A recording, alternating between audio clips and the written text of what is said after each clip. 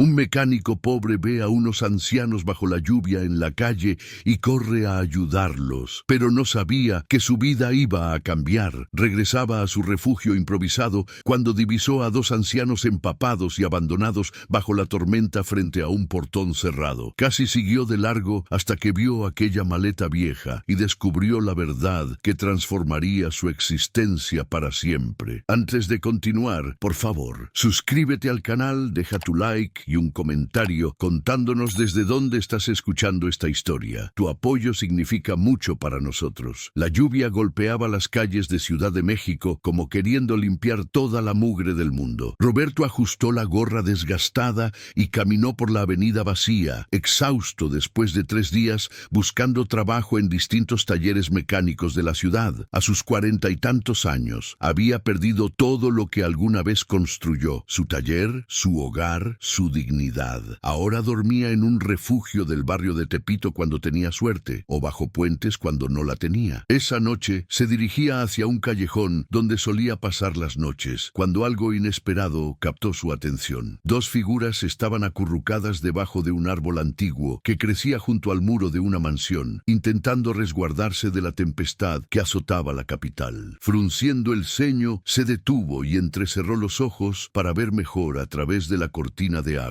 Era un hombre y una mujer de cabellos plateados, con ropa mojada pegada al cuerpo, abrazándose mutuamente como si fueran el único refugio que les quedaba en el universo. A su lado, una maleta de cuero gastada descansaba contra el tronco del árbol, como si guardara los últimos vestigios de una existencia que se había derrumbado. El primer impulso de Roberto fue continuar caminando y buscar su propio cobijo. Al fin y al cabo, él mismo estaba en situación precaria y apenas podía cuidar de sí mismo. La ciudad estaba repleta de personas en condiciones difíciles y no podía resolver los problemas de todos, pero algo en aquella escena lo perturbó profundamente. Quizás era la manera en que el anciano protegía a la mujer de la lluvia con su propio cuerpo, o cómo ella se aferraba a él con una confianza que parecía desafiar al mundo entero. Roberto se quedó parado ahí, empapándose completamente, observando a esos 2 seres humanos que parecían haber sido olvidados por la vida. El hombre debió percibir su presencia porque levantó la cabeza lentamente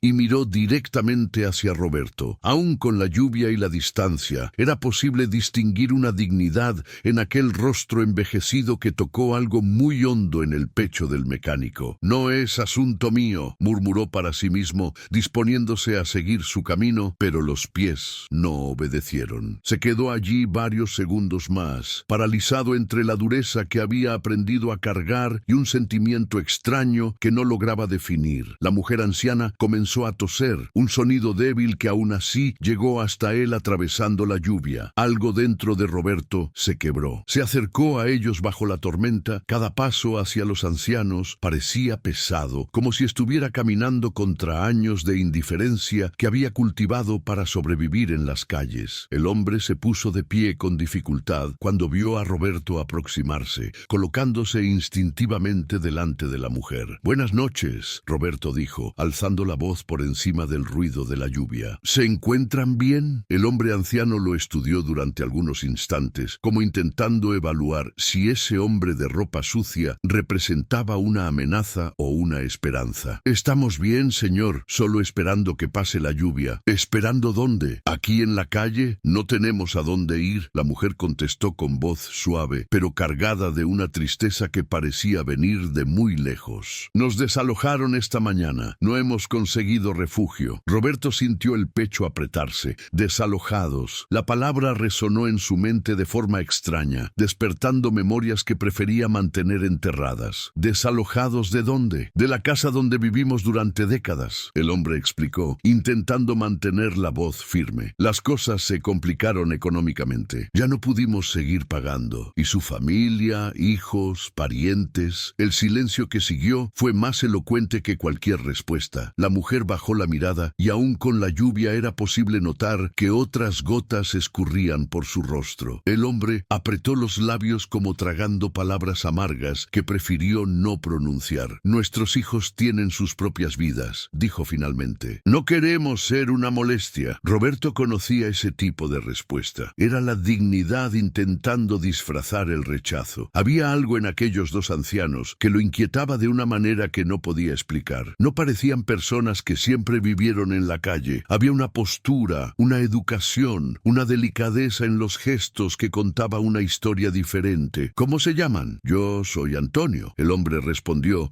extendiendo una mano callosa pero limpia. Esta es mi esposa Esperanza. Estamos casados desde hace casi 50 años. 50 años. Roberto apenas podía imaginar compartir la vida con alguien por tanto tiempo. Su propia experiencia con relaciones había sido una sucesión de decepciones que lo dejaron convencido de que era mejor vivir solo. Roberto se presentó, estrechando la mano de Antonio. Miren, no pueden quedarse aquí bajo la lluvia toda la noche. Es peligroso y pueden enfermarse. No se preocupe por nosotros, señor. Esperanza dijo, intentando sonreír aunque temblaba de frío. Ya hemos pasado por cosas peores. Esa frase golpeó a Roberto como un puñetazo en el estómago. Ya hemos pasado por cosas peores. ¿Cuántas batallas habían enfrentado estos dos juntos? ¿Cuántas tempestades, literal y figurativamente, habían atravesado tomados de la mano? Pueden quedarse en el lugar donde duermo esta noche. Las palabras salieron de la boca de Roberto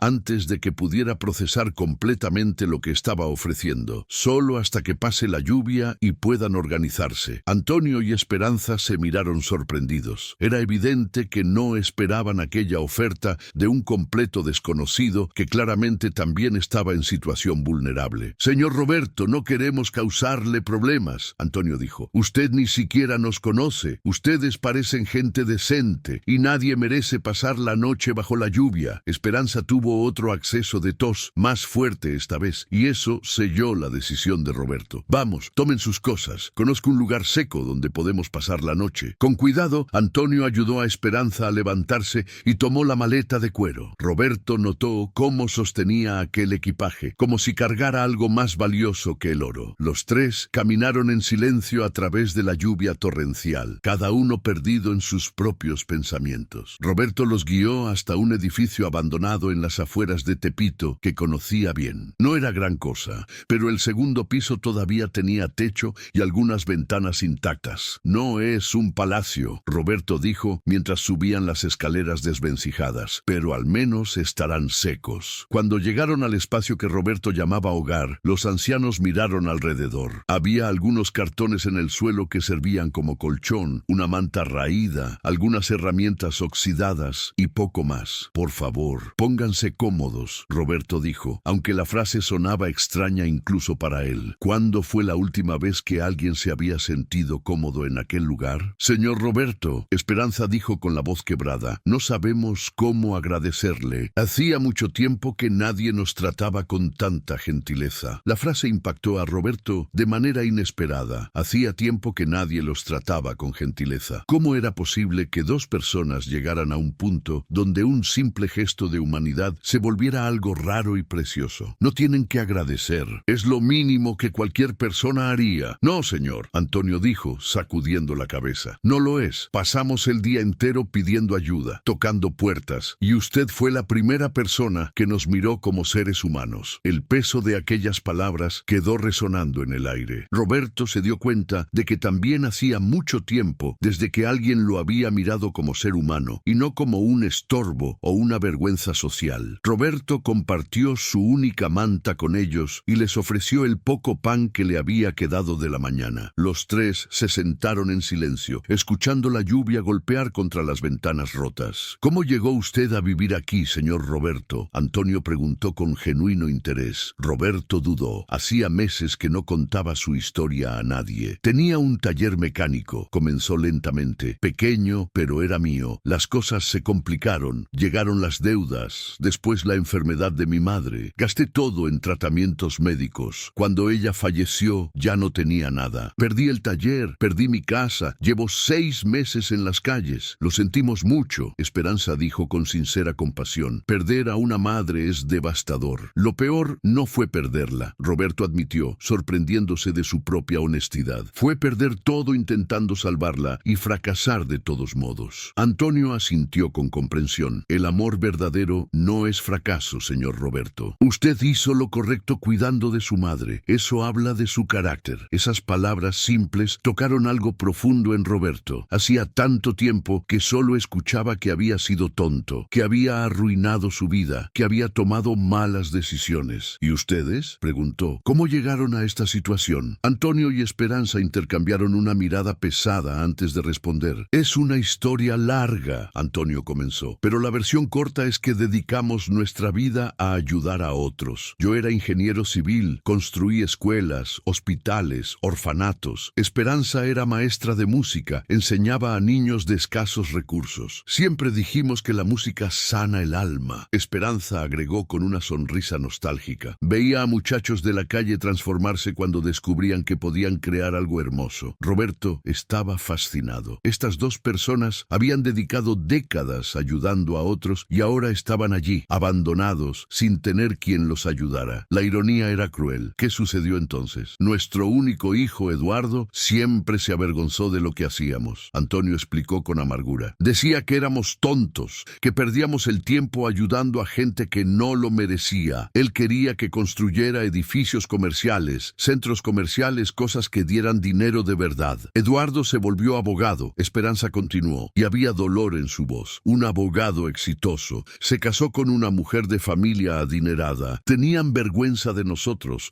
de nuestros proyectos sociales, de nuestra sencillez. ¿Vergüenza? Roberto no podía creerlo. Sí, Antonio confirmó. Cuando Eduardo comenzó a frecuentar círculos sociales más altos, nos pidió que no le dijéramos a nadie que éramos sus padres. Dijo que nuestra imagen perjudicaba su carrera. El silencio que siguió fue pesado como plomo. Roberto sentía algo removerse dentro de su pecho, una mezcla de rabia y tristeza que no podía explicar. Pasaron años sin mucho contacto. Esperanza continuó. Cuando descubrí que estaba enferma. ¿Enferma? Roberto interrumpió preocupado. Esperanza vaciló, intercambiando miradas con Antonio. Es una condición delicada del corazón. Nada que no pueda tratarse, pero es costoso, muy costoso. Buscamos a Eduardo, no para pedirle dinero, sino para decirle que queríamos estar cerca de la familia en nuestros últimos años. Queríamos conocer mejor a nuestro nieto. ¿Tienen un nieto? Rodrigo, un joven maravilloso. Pero Eduardo siempre inventaba excusas para no dejarnos ver al muchacho. Decía que no quería que su hijo creciera con malos ejemplos de vida. Roberto sintió la sangre hervir. ¿Cómo un hijo podía tratar así a sus propios padres? Aún así, seguimos intentando acercarnos, Esperanza dijo. Cuando perdimos la casa por no poder pagar el tratamiento médico, llamamos a Eduardo. Pensamos que nos ayudaría temporalmente. ¿Y él ayudó? Antonio rió con amargura. Dijo que éramos adultos responsables de nuestras propias decisiones, que si habíamos elegido ayudar a extraños toda la vida, en lugar de pensar en el futuro, debíamos enfrentar las consecuencias. Y colgó el teléfono. Simplemente colgó. Esperanza completó, una lágrima escurriendo por su rostro. Roberto estaba incrédulo. Colgó el teléfono a sus propios padres. No fue solo eso. Antonio continuó, la voz temblando de emoción contenida. Supimos por vecinos que Eduardo les contó a sus conocidos que éramos personas problemáticas, que siempre tomamos decisiones equivocadas en la vida. Dijo que no tenía responsabilidad sobre nuestras decisiones. La conversación se extendió durante horas. Roberto escuchó fascinado mientras Antonio y Esperanza compartían historias de las escuelas que construyeron, los hospitales que levantaron, las vidas que cambiaron. ¿Pueden mostrarme la maleta?, Roberto preguntó, movido por una curiosidad súbita. Anoche noté cómo la cuidaban. Parecía importante. Antonio pareció dudar. ¿Por qué quiere verla? Solo curiosidad. Ustedes la tratan como si fuera un tesoro. La pareja se miró nuevamente. Después de unos segundos, Antonio asintió. Esperanza, ¿puedes traerla? Ella se levantó despacio y regresó minutos después con la maleta de cuero gastada. La colocó sobre el suelo y la abrió con cuidado, como si estuviera abriendo un cofre de tesoros. Roberto se inclinó para ver el contenido y quedó sin palabras. La maleta estaba repleta de fotografías, cartas, recortes de periódicos, diplomas y documentos cuidadosamente organizados. Eran décadas de una vida dedicada al prójimo. Estas son las crianzas de nuestros orfanatos, Esperanza explicó, mostrando cientos de fotos de niños sonriendo. Cada una tiene una historia. Cada una encontró una familia. Y estas son las graduaciones de las escuelas que construí. Antonio señaló otras fotos. Miles de niños que pudieron estudiar gracias a los proyectos que desarrollamos. Roberto tomó una de las cartas. Está Estaba escrita con letra infantil. Tío Antonio y tía Esperanza, gracias por construir nuestra escuela. Ahora sé leer y escribir. Cuando crezca, voy a ayudar a otros niños como ustedes me ayudaron a mí. Recibimos cientos de cartas así a lo largo de los años. Esperanza dijo orgullosa, cada una guardada con cariño. Por eso la maleta es tan importante, Antonio explicó. Son las únicas pruebas que tenemos de que nuestra vida significó algo. Roberto sentía el pecho apretado.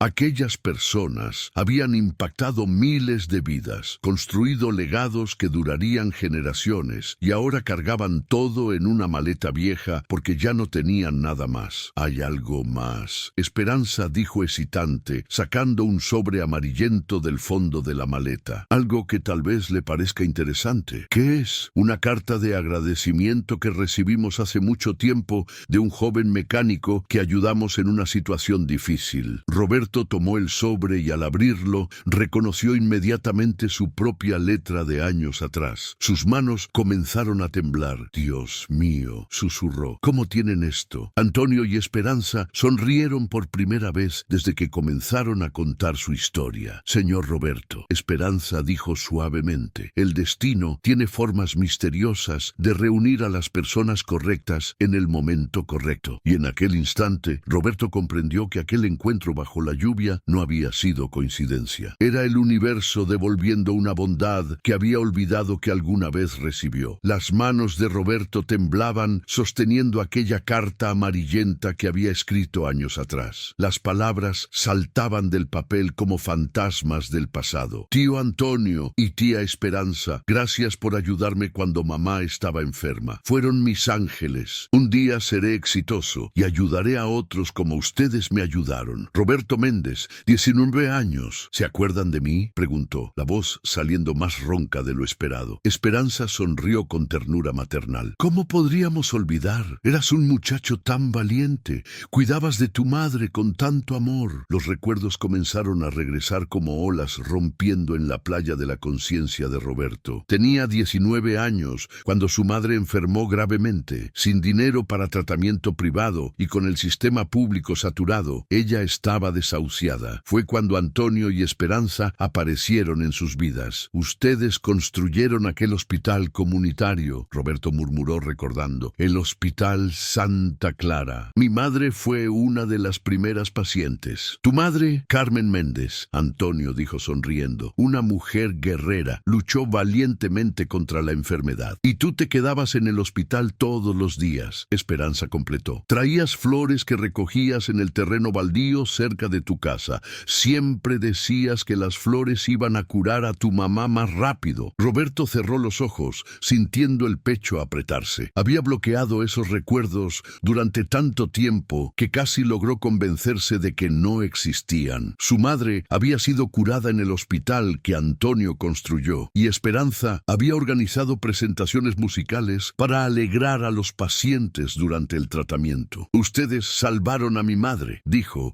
mirando directamente a los ojos de los dos ancianos. Y ahora están aquí abandonados, necesitando ayuda. La vida da vueltas extrañas. Antonio respondió filosóficamente. A veces plantamos semillas sin saber dónde van a brotar. Roberto se puso de pie de golpe, una determinación ardiendo en su pecho. No voy a dejarlos aquí. Voy a ayudarlos. No sé cómo todavía, pero encontraré la manera. Señor Roberto, Antonio dijo suavemente. Usted mismo está en situación difícil. No puede... Sí puedo, Roberto interrumpió con firmeza. Ustedes me enseñaron que siempre se puede ayudar, sin importar las circunstancias. Mañana voy a buscar trabajo, voy a conseguir dinero y vamos a salir de esto juntos. Esperanza comenzó a llorar, pero eran lágrimas de gratitud. Ya hiciste mucho por nosotros al darnos refugio esta noche. No, apenas estoy comenzando a pagar la deuda que tengo con ustedes. Esa noche, los tres durmieron en el piso del edificio abandonado, compartiendo la única manta, pero con una esperanza renovada en el corazón. Al amanecer, Roberto salió temprano dejando a los ancianos descansando. Recorrió la ciudad con una determinación que no sentía desde hacía meses. Visitó todos los talleres mecánicos que conocía, rogando por una oportunidad. Fue en el taller Hermanos Martínez, en la colonia Roma, donde finalmente tuvo suerte. Don Carlos Martínez, el dueño, era un hombre mayor de rostro serio serio, pero ojos bondadosos. No tengo trabajo permanente, don Carlos dijo después de escuchar la historia de Roberto.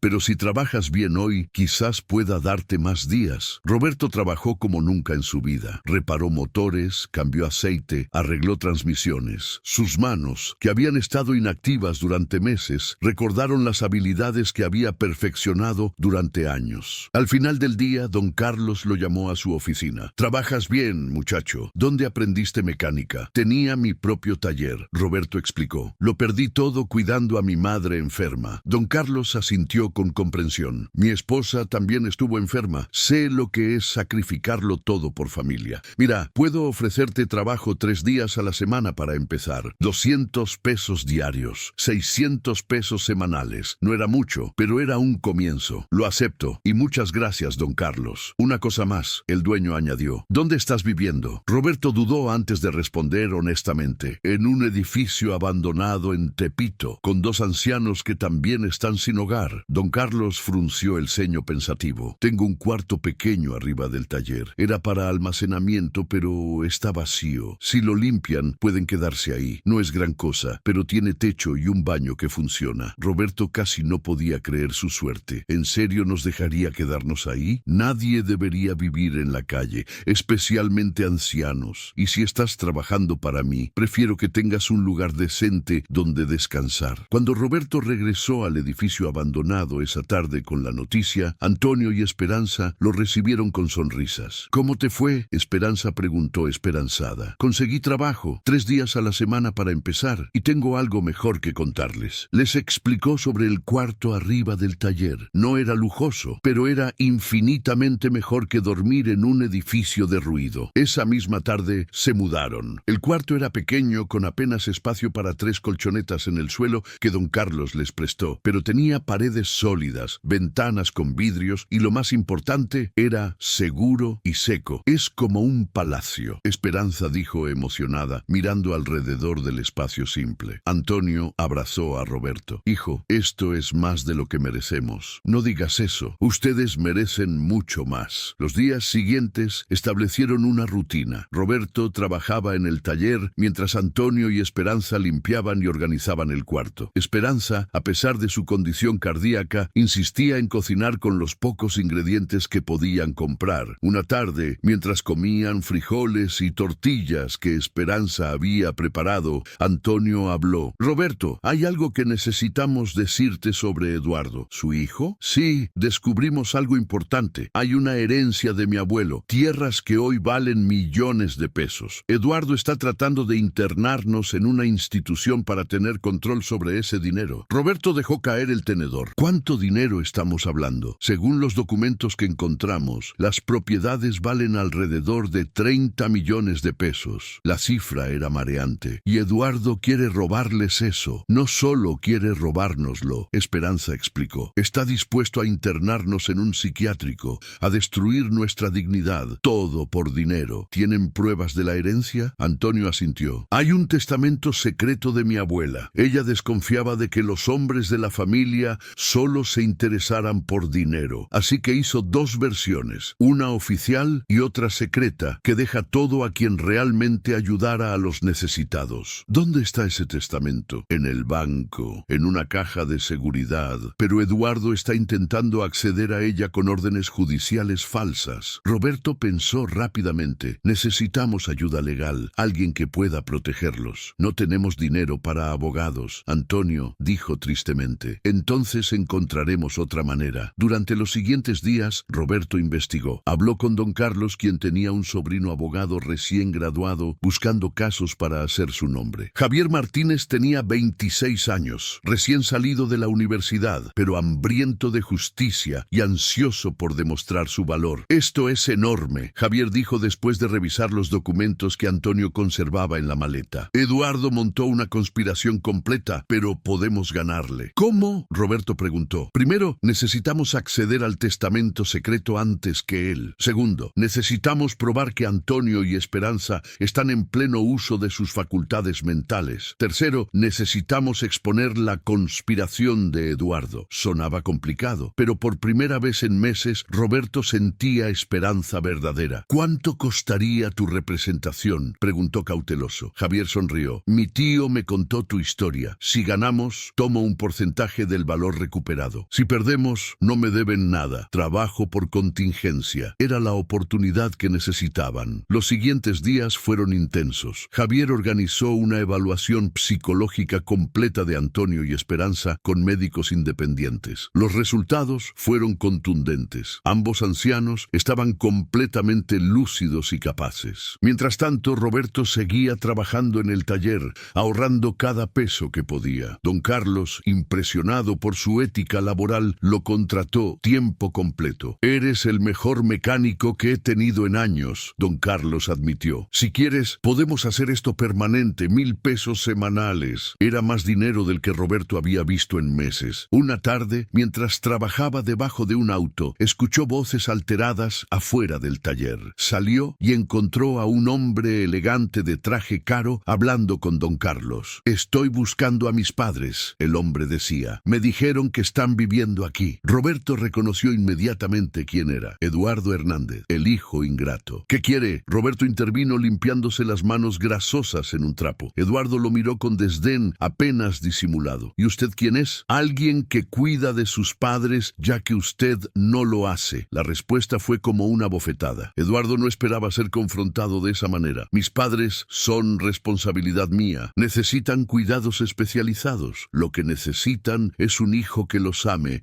no uno que quiera robarles su herencia. Eduardo palideció. No sé de qué está hablando. Sé todo sobre el testamento secreto, sobre sus planes para internarlos, sobre los médicos que sobornó. Eso es ridículo. Estoy preocupado por el bienestar de mis padres. En ese momento, Antonio y Esperanza salieron del taller habiendo escuchado la conmoción. Eduardo, Esperanza dijo con voz calmada pero firme, ya no queremos nada contigo. Mamá, papá, por favor, vengan conmigo. Les conseguí un lugar bonito donde estarán bien cuidados. ¿Un psiquiátrico?, Antonio preguntó. ¿Para que puedas controlar nuestra herencia? Eduardo buscó palabras, pero no encontró ninguna que sonara convincente. Ustedes no entienden. Ese dinero nunca fue tuyo, Antonio interrumpió, y nunca lo será. Soy tu hijo. Tengo derecho. Los hijos tienen derechos cuando cumplen con sus obligaciones, Esperanza dijo. Tú abandonaste las tuyas hace mucho tiempo. Eduardo miró alrededor, buscando apoyo, pero don Carlos y los otros mecánicos del taller claramente estaban del lado de los ancianos. Váyanse de aquí, don Carlos dijo firmemente. No son bienvenidos en mi propiedad. Eduardo apretó los puños, furioso por la humillación pública. Esto no se va a quedar así. Tengo abogados, tengo contactos. Voy a recuperar lo que es mío. Adelante, Roberto dijo tranquilamente. Nosotros también tenemos abogado y tenemos la verdad de nuestro lado. Eduardo se fue echando humo, gritando amenazas que ya nadie tomaba en serio. Esa noche, Javier llegó al taller con noticias importantes. Conseguí una orden judicial para acceder al testamento secreto. Vamos al banco mañana temprano antes de que Eduardo pueda hacer otro movimiento. A la mañana siguiente, Roberto, Antonio, Esperanza y Javier se presentaron en el banco. El gerente, después de verificar todos los documentos, abrió la caja de seguridad. Dentro estaba el testamento original de la abuela Benita, perfectamente preservado. El documento era claro. Todas las propiedades serían heredadas por quien dedicara su vida a ayudar a los necesitados, y había evidencia documentada de que Antonio cumplía esos requisitos. Esto cambia todo, Javier dijo emocionado. Eduardo no tiene ningún derecho legal sobre esas tierras, pero la batalla legal apenas comenzaba. Eduardo contrató a los mejores abogados de la ciudad y presentó una demanda alegando que el testamento secreto era inválido. Durante 3 meses, Roberto trabajó incansablemente en el taller durante el día y apoyó a Antonio y Esperanza durante las audiencias judiciales por las noches. Don Carlos fue increíblemente comprensivo, permitiéndole ajustar sus horarios según fuera necesario. El caso atrajo atención mediática. Periodistas escribieron sobre los ancianos que dedicaron su vida a construir hospitales y escuelas solo para ser abandonados por su propio hijo. La opinión pública se volcó completamente a favor de Antonio y Esperanza. Fue durante una de las audiencias que apareció alguien inesperado. Rodrigo, el nieto de Antonio y Esperanza. El joven de 20 años entró a la sala del tribunal y se dirigió directamente hacia hacia sus abuelos, ignorando las protestas de Eduardo. «Abuelo, abuela», dijo con lágrimas en los ojos. «Perdónenme por tardar tanto en encontrarlos». «Rodrigo», Esperanza lloró abrazando a su nieto. «Mi niño, ¿cómo nos hallaste? Vi las noticias. Cuando supe que papá los había abandonado, me fui de casa para buscarlos. Llevo meses rastreándolos». Eduardo intentó intervenir. «Rodrigo, regresa a tu asiento. Esto no te concierne». «Sí, me concierne», el joven respondió con firmeza. «Son mis abuelos y voy a testificar a su favor». El testimonio de Rodrigo fue devastador para el caso de Eduardo. El joven contó cómo su padre siempre habló mal de los abuelos, cómo les prohibió visitarlos, cómo mintió sobre ellos a toda la familia. Además, Rodrigo trajo documentos que había encontrado en el escritorio de su padre, correos electrónicos donde Eduardo discutía con otros abogados cómo fabricar evidencia de incapacidad mental de sus padres. Cuando el juez leyó esos documentos, su expresión se endureció. «Señor Hernández», dijo dirigiéndose a Eduardo, «estas comunicaciones sugieren un intento deliberado de cometer fraude. Voy a ordenar una investigación criminal completa». Eduardo palideció. Su plan completo se había desmoronado. La sentencia llegó 2 semanas después. El juez determinó que el testamento secreto era válido y legalmente vinculante. Antonio era el legítimo heredero de las propiedades, valoradas en 32 millones de pesos. Eduardo sería investigado por fraude procesal y conspiración. Antonio y Esperanza conservaban todas sus facultades mentales y no requerían tutela. Cuando salieron del tribunal, una multitud de reporteros los esperaba. Antonio habló brevemente. «No hicimos esto por dinero, lo hicimos por dignidad,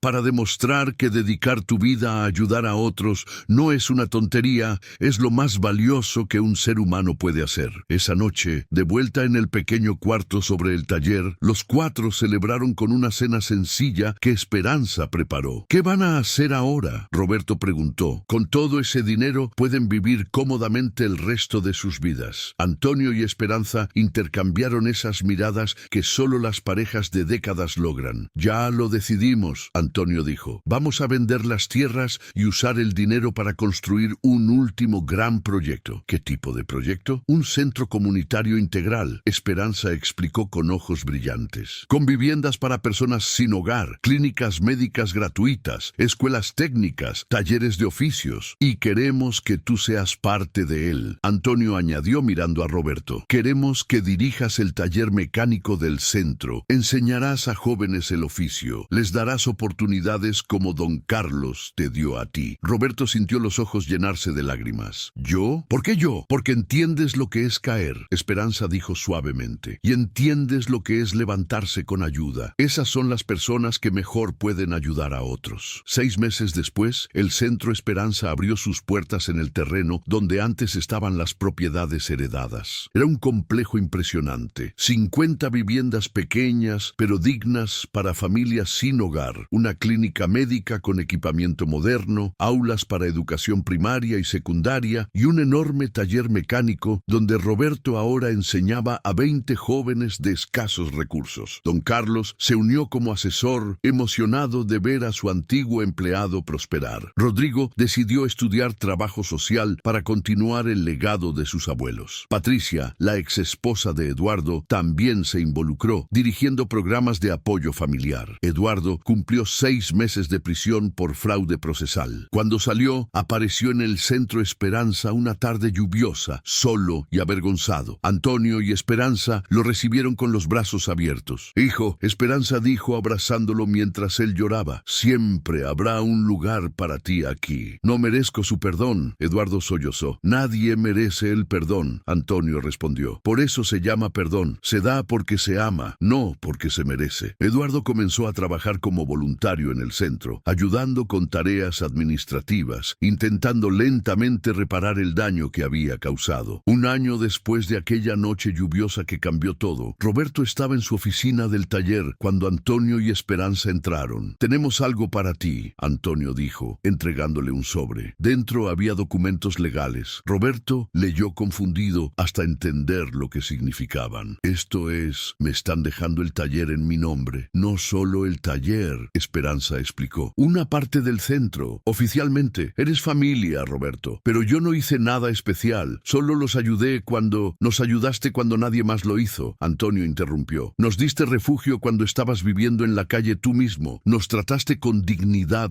cuando tu propia situación era desesperada. Eso no es nada especial. Eso es todo. Roberto abrazó a los dos ancianos, las tres personas llorando juntas. Ustedes me salvaron 2 veces en la vida, dijo. Una cuando era joven y otra cuando estaba perdido. Y tú nos salvaste cuando más lo necesitábamos. Esperanza respondió. Eso es lo que significa familia verdadera. 5 años después, el Centro Esperanza había ayudado a más de 1000 familias a salir de la pobreza. Cientos de jóvenes aprendieron oficios en el taller de Roberto. La clínica médica atendía a miles de pacientes sin recursos. Antonio y Esperanza, ahora en sus 80 años, seguían visitando el centro diariamente, saludando a cada persona por su nombre, recordando sus historias. Esperanza, milagrosamente, había respondido bien al tratamiento médico continuo. Su corazón seguía débil, pero su espíritu era inquebrantable. Una tarde, mientras caminaban por los jardines del centro, Antonio le dijo a Roberto: ¿Sabes cuál es la lección más importante que aprendimos en todos estos años? ¿Cuál? Que la verdadera riqueza no está en lo que tienes, sino en lo que das. No en lo que acumulas, sino en cómo transformas vidas. Roberto asintió, mirando alrededor del centro bullicioso de actividad y esperanza. Y que nunca es tarde para empezar de nuevo, añadió. Yo estaba durmiendo en un edificio abandonado hace 5 años. Hoy dirijo un programa que cambia vidas. Exacto, Esperanza sonrió. Y todo comenzó porque decidiste ayudar a 2 viejos desconocidos bajo la lluvia. No, Roberto corrigió suavemente. Todo comenzó porque 2 viejos increíbles me enseñaron hace años que ayudar a otros es lo que da sentido a la vida. Solo me tomó tiempo recordarlo. Esa noche, el Centro Esperanza organizó una cena comunitaria. Más de 200 personas se reunieron. Familias que habían encontrado hogar, jóvenes que aprendieron oficios, niños que ahora tenían acceso a educación. Antonio pidió silencio y habló a la multitud. Cada persona aquí tiene una historia.